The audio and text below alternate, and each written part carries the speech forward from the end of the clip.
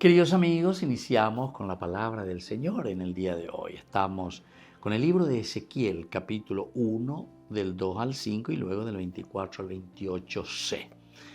El día 5 del mes era el año quinto de la deposición del rey Joaquín.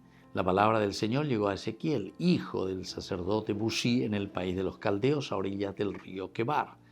Allí la mano del Señor descendió sobre él. Yo miré y vi un viento huracanado que venía del norte y una gran nube con un fuego fulgurante y un resplandor en torno de ella. Y de adentro, de en medio del fuego, salía una claridad como de electro. En medio del fuego vi la figura de 4 seres vivientes que por su aspecto parecían hombres.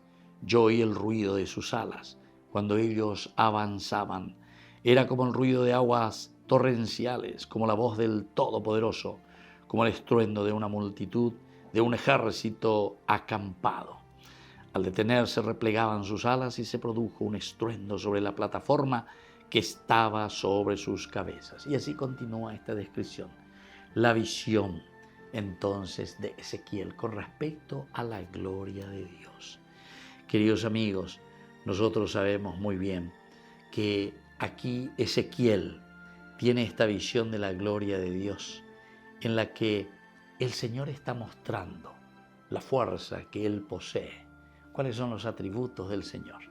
Ya digo que en este momento el pueblo también estaba sufriendo a causa de las amenazas, a causa de la persecución que tenían e incluso del exilio de Nabucodonosor, el rey de Babilonia.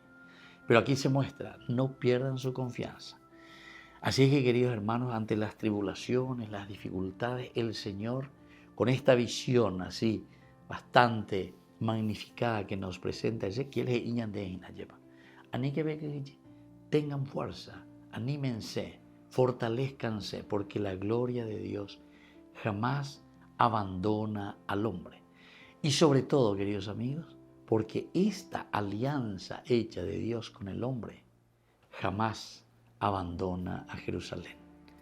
Pidamos esta gracia también para nosotros. No nos sintamos jamás defraudados ni con miedo, sino que sepamos que la alianza lleva peñandillara o yapoe cueñanendie permanece para siempre. Que la bendición del Señor descienda sobre cada uno de ustedes, el Padre, el Hijo y el Espíritu Santo. Amén.